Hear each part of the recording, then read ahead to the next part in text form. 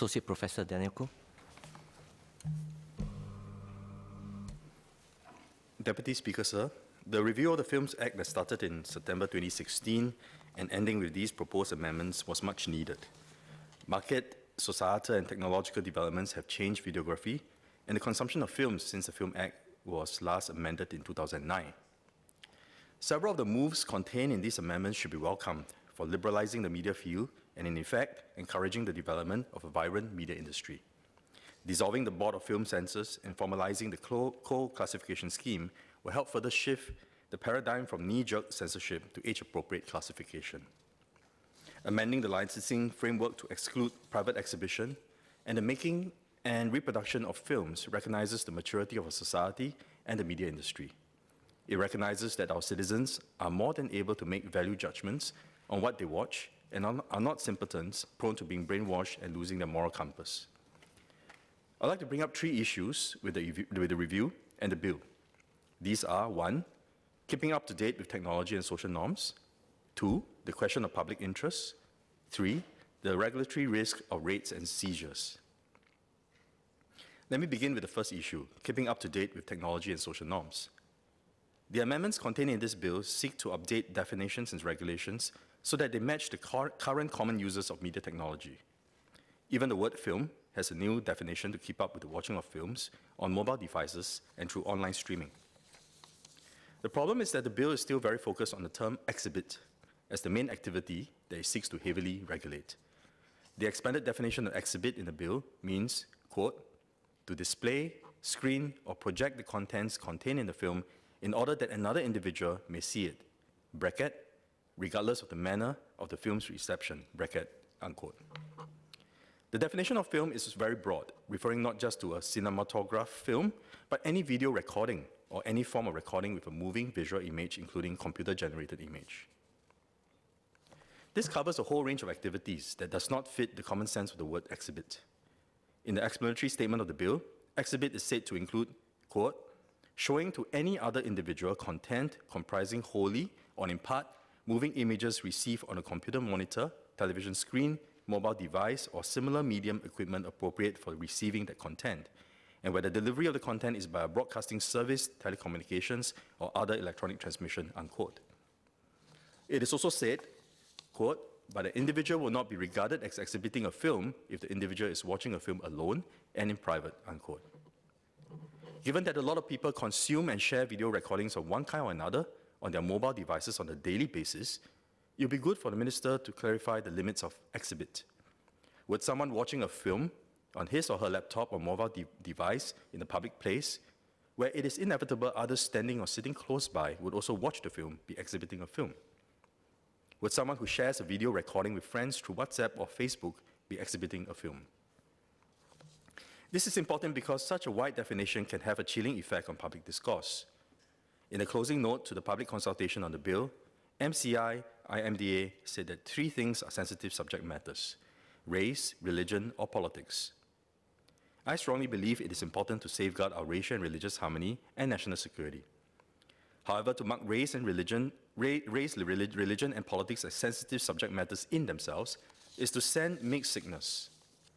Social norms have been evolving, and Singaporeans seem prepared to discuss race, religion, and politics more openly now in a civil manner. For many decades, Singaporeans have been told that we should avoid discussions of issues related to race and religion because these are sensitive and explosive. Representations of race and religion in Singapore films tend to fall back on safe caricatures and common stereotypes. This does not help in encouraging mutual understanding and respect, and may even reinforce racial and religious prejudices.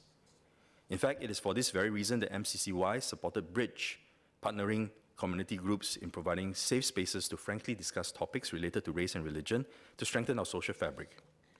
At the launch in March 2017 of Bridge, a documentary film titled Jihad Selfie was shown to over 120 religious and community leaders, who then discussed the complexities of extremist self-radicalization.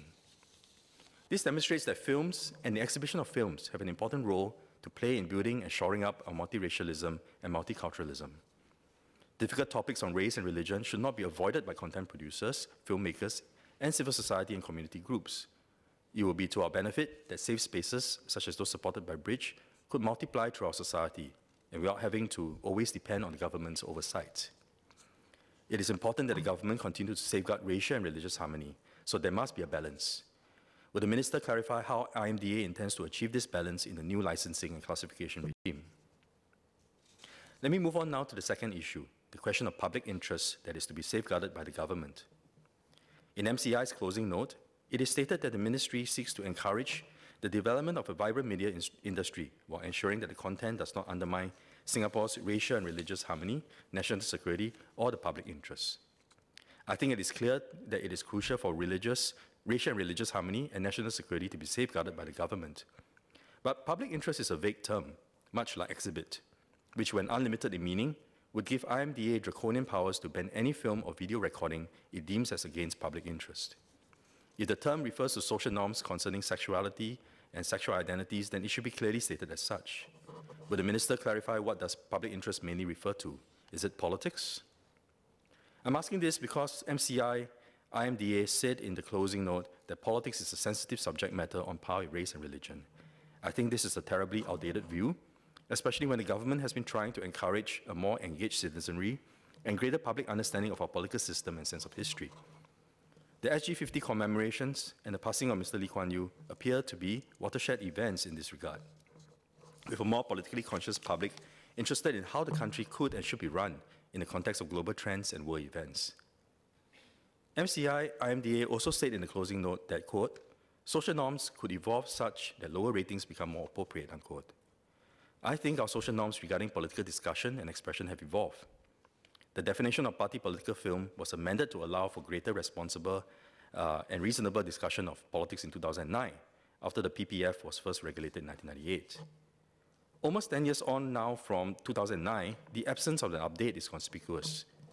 I'd like to ask the Minister, did MCI, IMDA look into whether social norms regarding politics in films have further evolved since 2009? Because if it had, then the amendments in this bill should reflect it. Other than politics, there have been a greater interest in different interpretations of Singapore's history in recent years.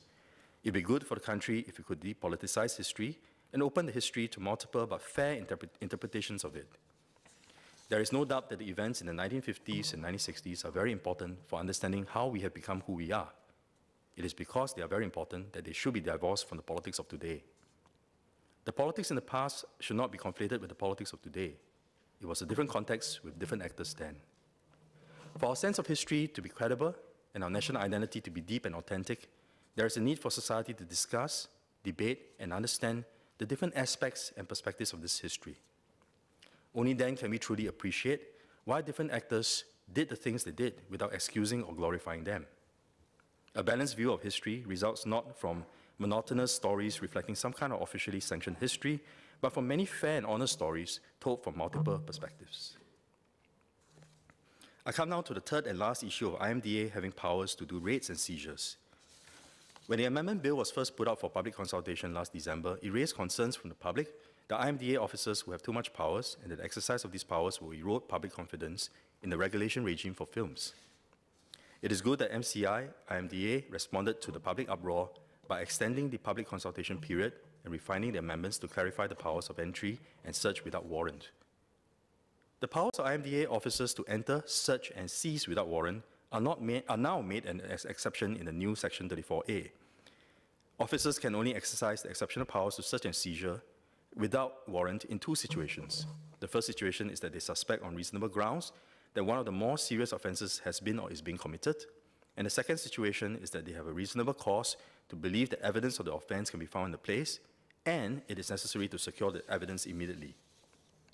Though now circumscribed, these powers are still very expensive, and if used in a heavy-handed manner and liberally, will erode public confidence in the regulation regime for films, and thus negatively affect the development of the media industry. I'd like to ask the Minister 3 questions in this regard. First, will the Minister clarify that these powers will indeed be used in the spirit of exception, as a nuclear option of last resort when speed is the essence in securing evidence of the offence committed?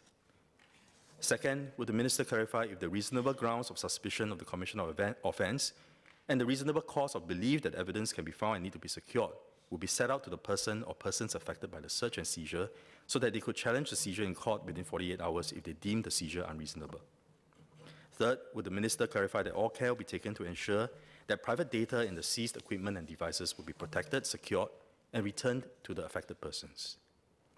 Deputy Speaker, sir, several of the moves contained in these amendments should be welcomed for liberalizing the media field and encouraging the development of the media industry. The government must, however, ensure that the enhanced regulation regime does not cause a chilling effect on the media field or erode public confidence in the regulation process. Clarifications are needed in this respect with regards to the definition of exhibit and the approach to regulating films containing the subject matters of race, religion, and politics.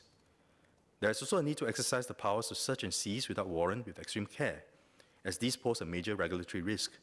One wrong move could backfire on the development of a vibrant media industry. In closing, I would like to leave behind one word. The word is gingerly, as I hope the government will regulate films gingerly. Today, gingerly means extremely cautiously, but I also like the old meanings of delicately and elegantly. They are not altogether lost in the word. I hope IMDA will regulate films, especially films produced by our budding local directors, extremely cautiously and also delicately and elegantly. Thank you.